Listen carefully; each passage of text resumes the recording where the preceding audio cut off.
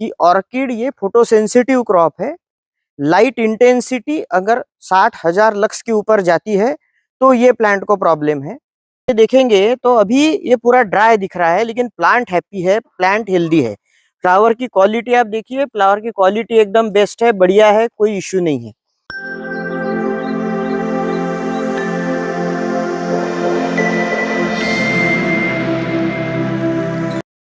Welcome दोस्तों, आज हम देखेंगे ये ऑर्किड का जो प्रोजेक्ट है। ऑर्किड के प्रोजेक्ट के लिए बेसिक इंफ्रास्ट्रक्चर क्या करना है, क्या चाहिए, किस प्रकार का बेसिक इंफ्रास्ट्रक्चर रहना चाहिए और क्या क्या हमको स्ट्रक्चर में इम्प्रूवमेंट करनी पड़ेंगे, किस प्रकार से बेड बनाए जाते हैं, किस प्रकार से मीडिया हमको चाहिए, पौधे पौधे किस प्रकार के हमको चाहिए। तो सबसे पहले तो नेचुरली वेंटिलेटेड पॉली हाउस में हम डेंड्रोबियम या ऑर्किड की खेती करने वाले हैं। नॉर्मली जो जी नेचुरली वेंटिलेटेड पॉली हाउस बोला जाता है, उसी प्रकार का पॉली हाउस हमको बनाना है। सिर्फ अगर आप ऊपर देखेंगे तो प्लास्टिक के नीचे यूजुअली पॉली हाउसेस में एक ही नेट दी जाती है, लेकिन यहाँ पे अगर देखेंगे तो दो शेड नेट दी गई है, एक व्हाइट और दूसरी ग्रीन। तो दो शेड नेट की लेयर दोनों 50%, एक 50% व्हाइट है, दूसरी 50% ग्रीन है। तो अगर लाइट इंटेंसिटी पुअर है, जैसा कंटिन्यूअस बारिश चल रही है या सनलाइट कम है, तो ऐसे कंडीशन में अभी देखेंगे कि अभी ये ठंड का पीरियड है तो दोनों शेड नेट साइड में करके रखी है। अगर बारिश का पीरियड है तो भी दोनों साइड में रहेगी। अगर गर्मी है, मार्च अप्रैल का महीना है, मई का महीना है, उस पीरियड में हम सफेद को भी कवर कर लेंगे, ग्रीन को भी कवर कर लेंगे, ताकि लाइट इंटेंसिटी कम हो। आपको एक बात ध्यान में रखना चाहिए, हम बात कर रहे हैं ऑर्किड की, तो बहुत लोगों का ये ऐसा मानना है कि ये गर्मी के टाइम में प्रॉब्लम में आएगा, गर्मी में नहीं होगा। तो ऐसा बात नहीं है, गर्मी का इश्यू नहीं है। दो चीजें हमेशा ध्यान में रखनी चाहिए कि ऑर्किड ये फोटोसेंसिटिव क्रॉप है। लाइट इंटेंसिटी अगर 60,000 लक्स के ऊपर जाती है तो ये प्लांट को प्रॉब्लम है, और दूसरा टेम्परेचर अगर 45 डिग्री सेल्सियस के ऊपर जाता है तो प्रॉब्लम है। तो टेम्परेचर को हम कम करने के लिए पॉली हाउस बना रहे हैं, ह्यूमिडिटी मेंटेन करेंगे हम। लाइट इंटेंसिटी कम करने के लिए हमने दो शेड नेट दी हुई है, तो प्रॉपर अरेंजमेंट है यहाँ पे। इसलिए आपको जरा भी समर में कुछ भी प्रॉब्लम, जरा भी प्रॉब्लम आने के चांसेस कम से कम है। सेकंड बात है कि इरिगेशन सिस्टम में हमने ये स्प्रिंकलर, इस प्रकार के स्प्रिंकलर यूज किए हैं। ये स्प्रिंकलर का, ये स्पेशल टाइप के स्प्रिंकलर है। ये स्प्रिंकलर का जो डिस्चार्ज है, ये सबसे इंपॉर्टेंट बात है।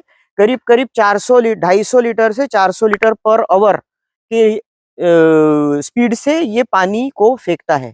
और इसका जो स्पेसिंग है 3 मीटर बाय 3 मीटर या 3 मीटर बाय 2.5 मीटर ऐसे इसमें लगाते हैं। जैसा यहाँ से लगाया है तो दूसरा 3 मीटर पे आ गया वहां पे, फिर वहां से वो स्प्रिंकलर 3 मीटर पे आ गया, यहाँ से ये स्प्रिंकलर यहाँ पे 3 मीटर पे आ गया। ऐसा 3 मीटर बाय 3 मीटर का ये सर्कल बना हुआ है, स्क्वायर बना हुआ है। और ये 3 मीटर बाय 3 मीटर या 3 मीटर बाय 2.5 मीटर के स्पेसिंग से हम इरिगेशन इसको करते हैं। इरिगेशन करने के लिए इसको ड्रिप सिस्टम की जरूरत नहीं है, ये बात अपने को ध्यान में रखना है।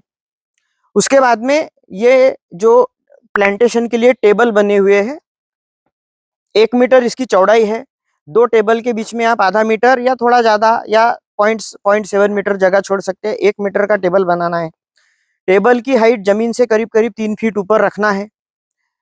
3 फीट हाइट के, जमीन से 3 फीट हाइट के टेबल आपको बनाने हैं। टेबल बनाने के लिए आप कंपल्सरी ये जीआई पाइप से बने हैं, या तो आप जीआई पाइप यूज कर लीजिए, या 50% आप जीआई पाइप, जैसा ये सेंटर में जो छोटे जीआई पाइप है, ये जीआई पाइप के जगह पे आप इंटरमीडिएटली बीच बीच में कॉस्टिंग कम करने के लिए यूपीवीसी पाइप का भी इस्तेमाल कर सकते हैं। यूपीवीसी का पाइप मतलब जैसा आपने पहला फाउंडेशन मेन जो कॉलम है आपने जीआई का लिया, फिर जीआई का सपोर्ट दिया, उसके बाद में दो सपोर्ट आपने यूपीवीसी के दिए, फिर एक जीआई का दिया, फिर दो सपोर्ट यूपीवीसी के दिए। इस प्रकार से आपको टेबल बनाने हैं। उसके बाद में टेबल बनने के बाद में ये देखिए, ये हमने मीडिया, जैसा मैंने आपको पहले बार बताया था कि ऑर्किड के लिए यूजुअली सभी जगह पे कोकोनट मीडिया यूज किया जाता है, लेकिन हम यहाँ पे चारकोल मीडिया यूज कर रहे हैं।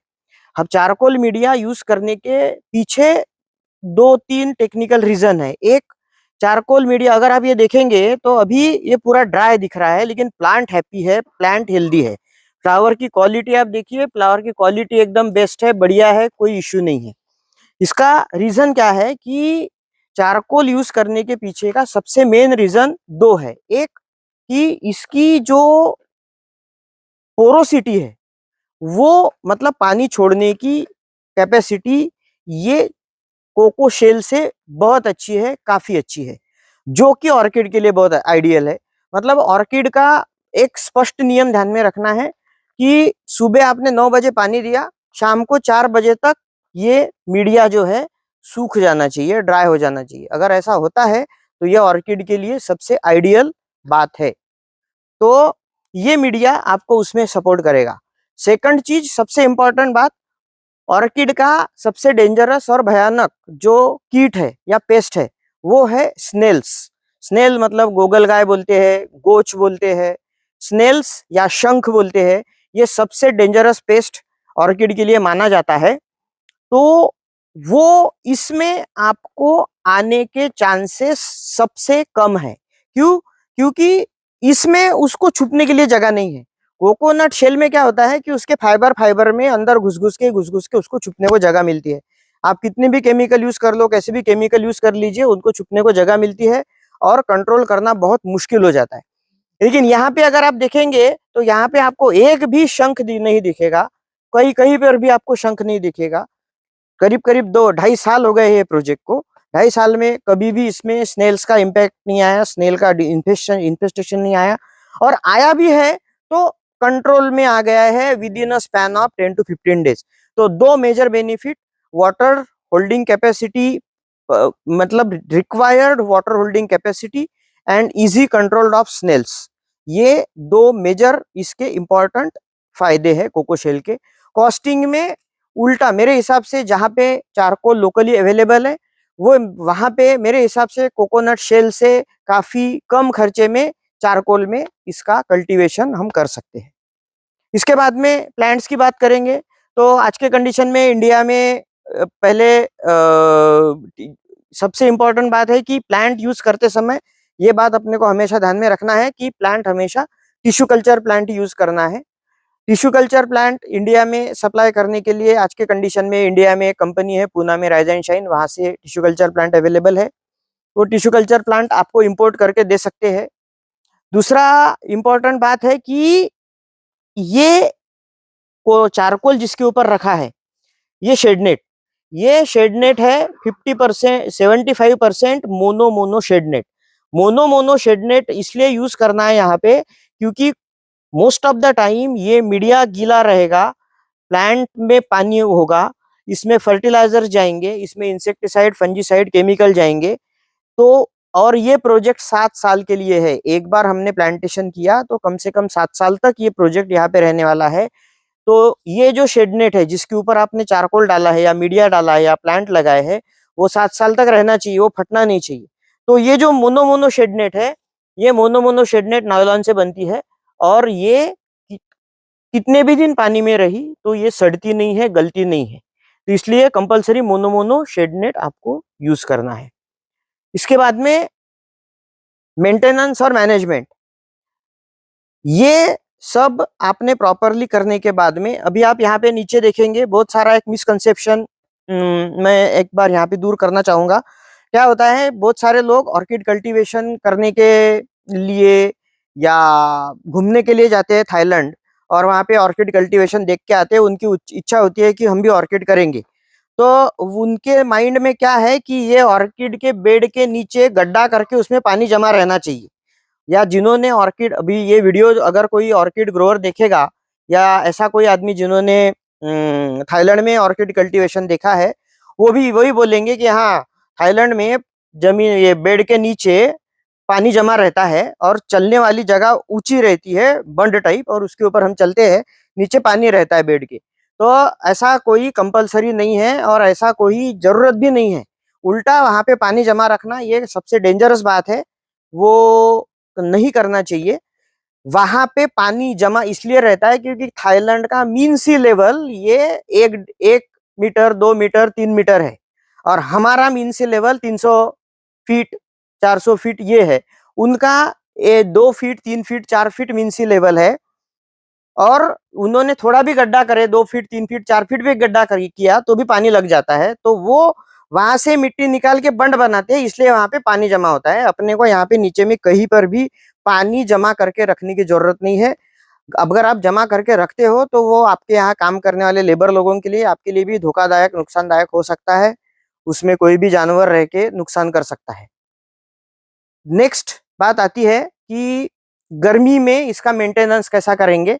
तो गर्मी के मेंटेनेंस के हिसाब से यहाँ पे आपको मैंने पहले बताया 2 टाइप के शेड नेट का।